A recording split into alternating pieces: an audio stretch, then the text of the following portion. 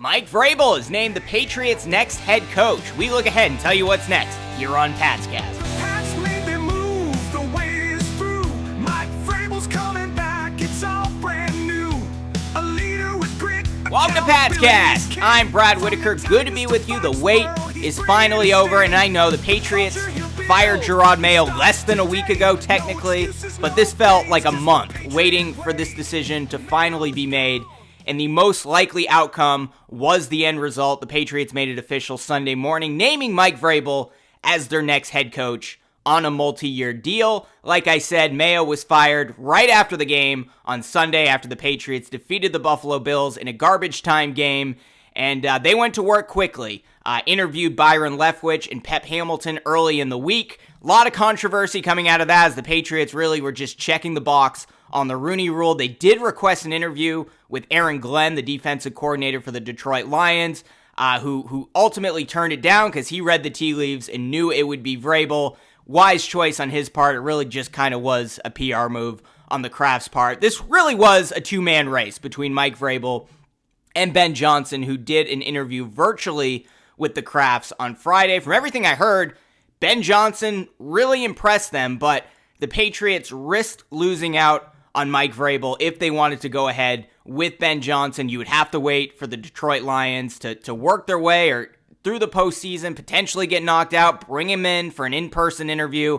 A lot would have had to be done there, and then Vrabel perhaps would have been looking elsewhere. So the Patriots made, in my opinion, the safe choice, but the correct choice, bringing stability back to the organization by hiring Mike Vrabel. And we knew with Ben Johnson, the Chicago Bears, the Las Vegas Raiders are highly interested. Vrabel had been eyeing the Patriots job for over a month now, it seems like, making moves, putting out rumors and with Diana Russini and company saying that he's interested in the job, interviewing with the Jets before the season was over, forcing Robert Kraft's hand, getting an interview done quickly, and the Patriots signed the contract, and now Vrabel will be announced officially as the Patriots head coach on Monday, and we know what he brings to the table for this organization. A lot of stability, where inexperience was ultimately the root cause of their 4-13 record this past season. And, I never bought Jerod Mayo's line that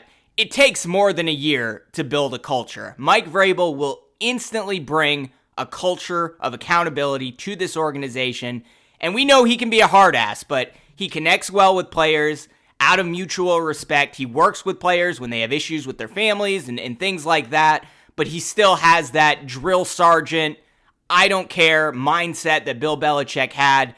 I think he brings a nice balance to that coaching staff, and there's going to be no BS there. We're not going to hear about, hey, this player's being benched and then he ends up starting that week.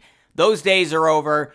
We're bringing back the days of a head coach who strikes fear into reporters when they ask him questions, and I couldn't be happier to see that. It's great to see the Boston media being back on their toes, and we're going to see that in Monday's press conference once again. But most importantly, this defense, which ranked near the very bottom in DVOA in 2024, with largely the same players that they had in 2023 when they were a top 10 defense in DVOA under Bill Belichick, Vrabel should be able to restore that even with this current roster.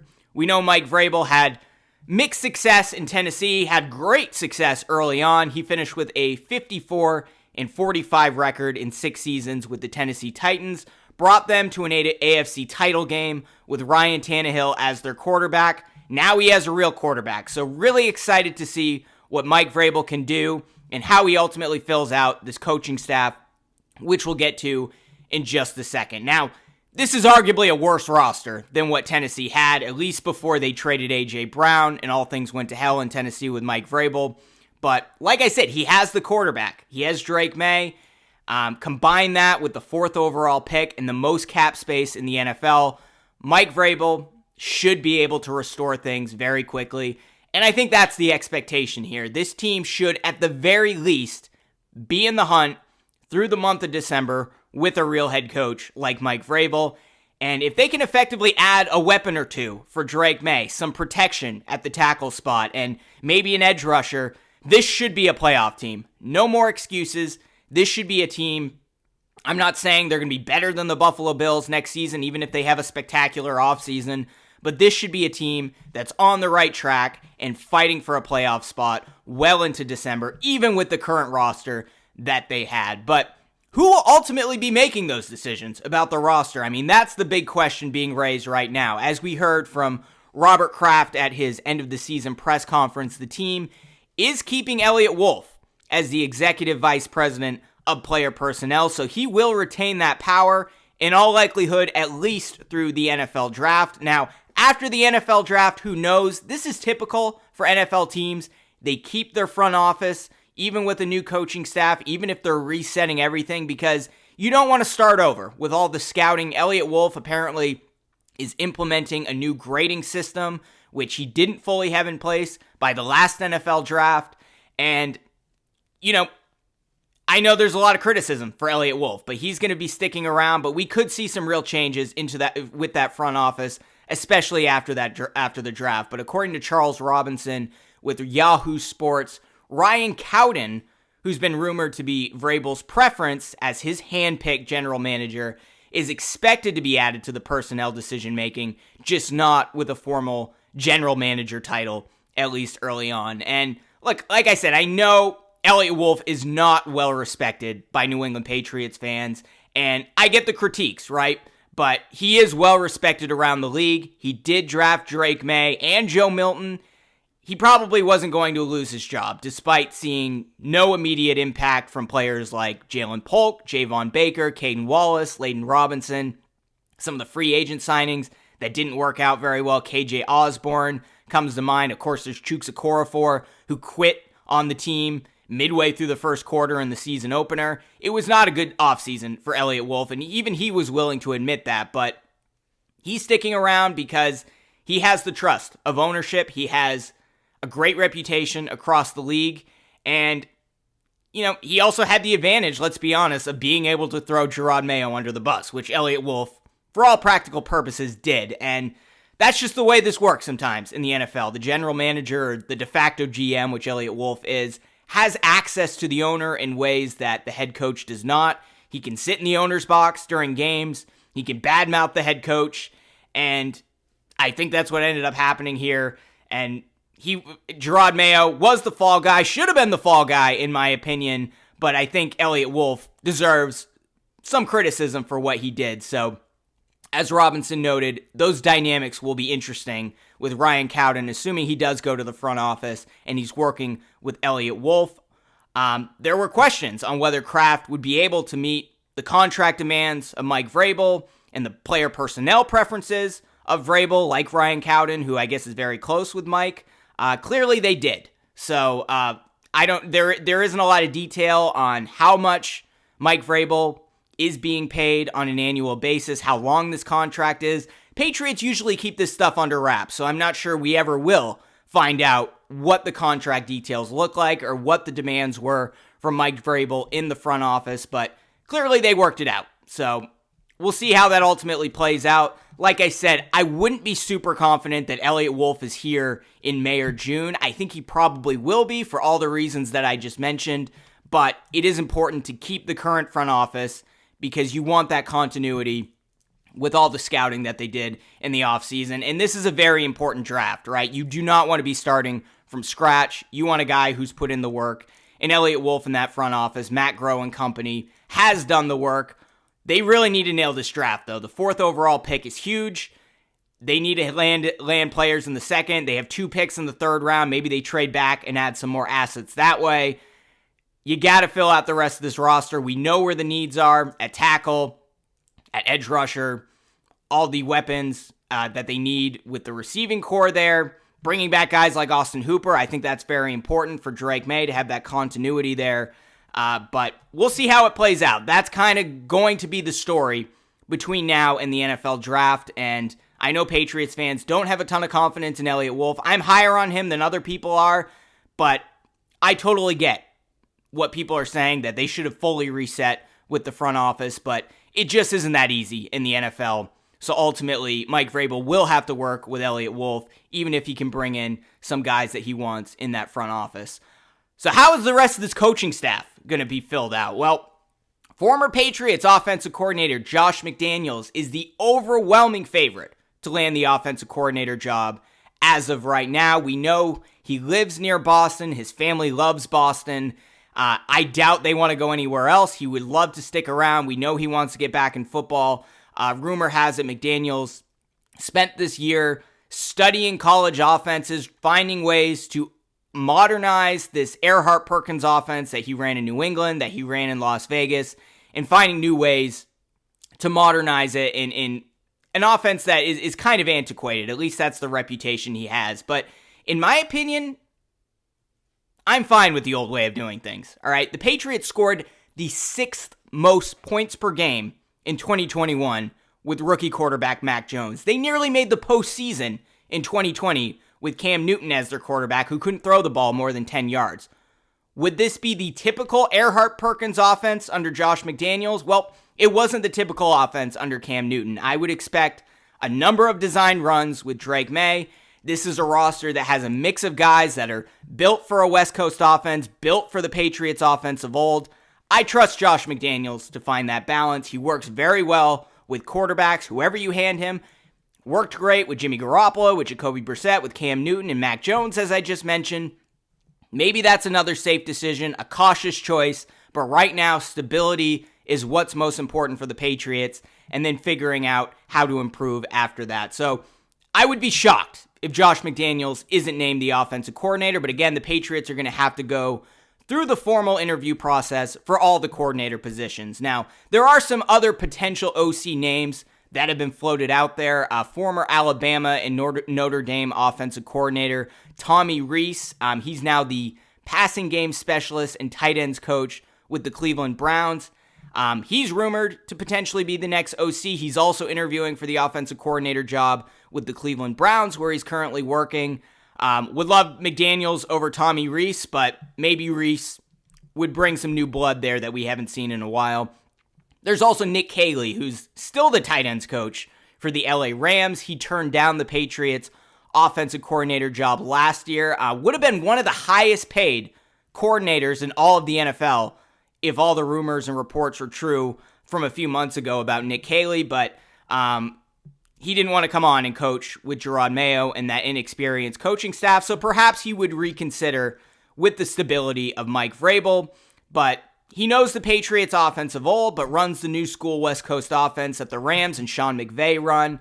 Could blend the two together nicely, which makes sense with this offensive personnel that really has zero identity. So, like I said, Josh McDaniels the heavy favorite, but there's also Tommy Rees there. There's Nick Caley there. I've heard Josh McCown's name floated out.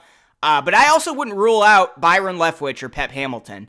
Obviously, their head coach interviews were shams, but they would both make excellent OC candidates. Leftwich combined Bruce Arians' vertical offense with Tom Brady's old offense in New England and won a Super Bowl in Tampa. And that seems like the right fit with this personnel that they have here. I think that's ultimately why the Pats decided to interview Leftwich, not just because of the Rooney Rule, but because they really do want to consider him for the offensive coordinator job. And same deal with Pep Hamilton. He turned the Colts into a contender as offensive coordinator there with a young Andrew Luck, and it would be exciting to see what he could do since he's been out of the league for a few years now. There's also Alex Van Pelt, their current offensive coordinator. I don't think that's very likely, but would love for him to stay on as a quarterback's coach if Mike Vrabel would be okay with that. You would have the continuity there with Drake May. Alex Van Pelt has been a very good quarterback's coach in the past. I don't think he's getting an OC job anywhere else, and he's been in the league for a while. He could get a QB job somewhere else. Might as well stay here in New England, stay with Drake May.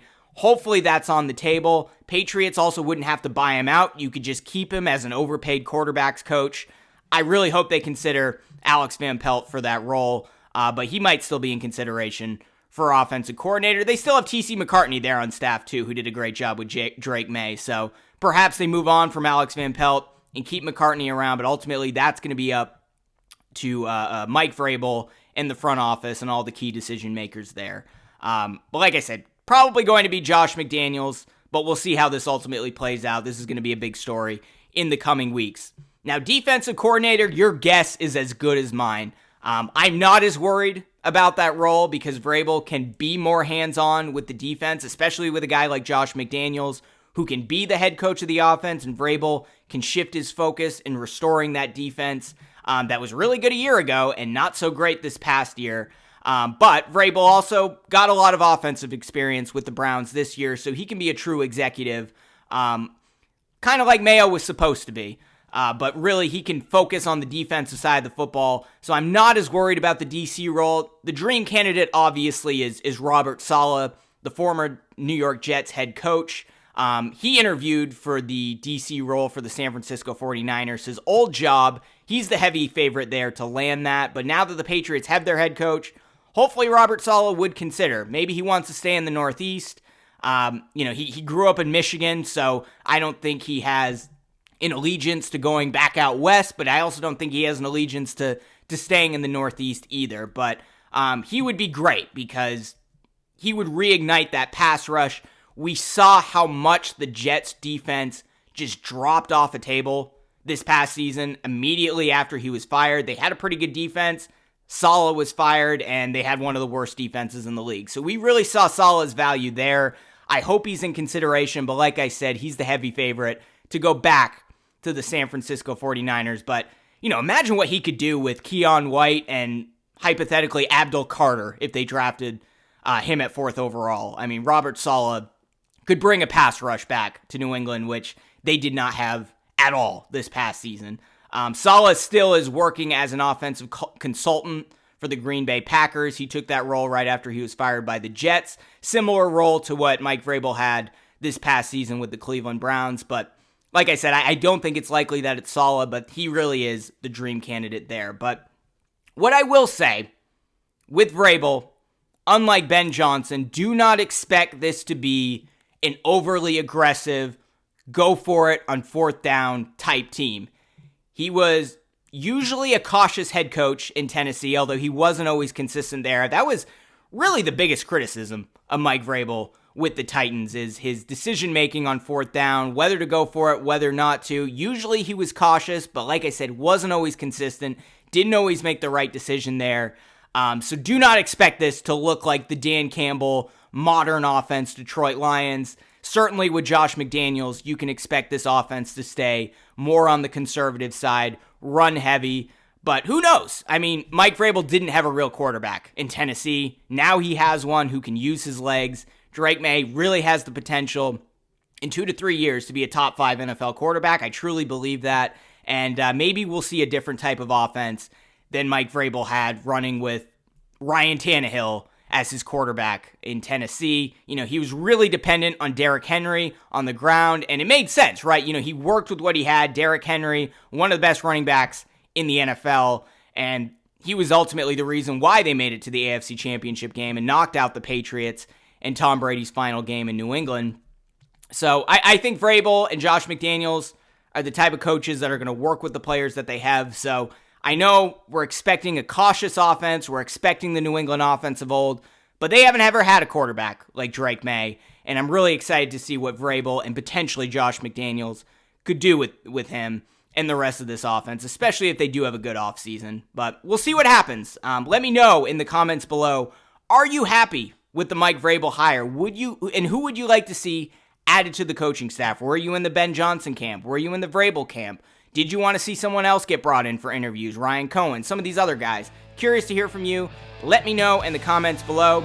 And if you're watching on YouTube, be sure to subscribe to this channel, like this video, hit that notification bell, or subscribe if you're listening on Apple Podcasts or Spotify. Again, Mike Vrabel has his introductory press conference Monday at noon Eastern. We'll be back Monday evening with all the coverage and breaking news that happens between now and then. You're not going to want to miss it. We'll see you then. The Pats made their move, the wait is through. Mike Vrabel's coming back, it's all brand new. A leader with grit, accountability's king. From the Titans to Foxborough, he's bringing a sting. The culture he'll build, it starts today. No excuses, no games, just the Patriot way. Mayo's gone, his time ran dry. Now Vrabel's here to aim for the sky. Safe choice or return to glory. Write it down, this is Vrabel's story. With the QB to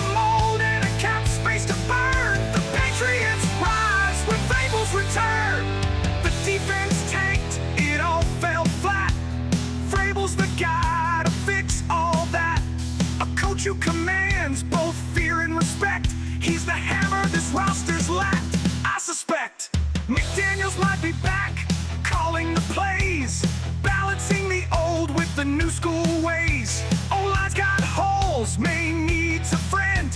With weapons and edge rushers, we'll contend again. Safe choice or return to glory. Write it down, this is Vrabel's story. With the QB to mold and a cap space to burn, the Patriots rise with Vrabel's return. The dynamics might spark a fire. Elliott Wolf stays, but there's room to conspire. Can the roster rebuild in Vrabel's hands? Can the playoffs return to these hallowed stands?